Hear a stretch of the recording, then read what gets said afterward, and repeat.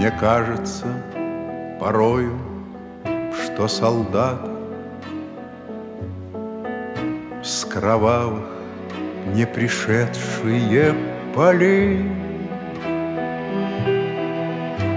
не в землю нашу полегли когда-то,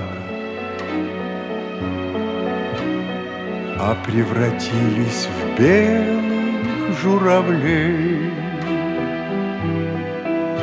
Они до сей поры с времен тех дальних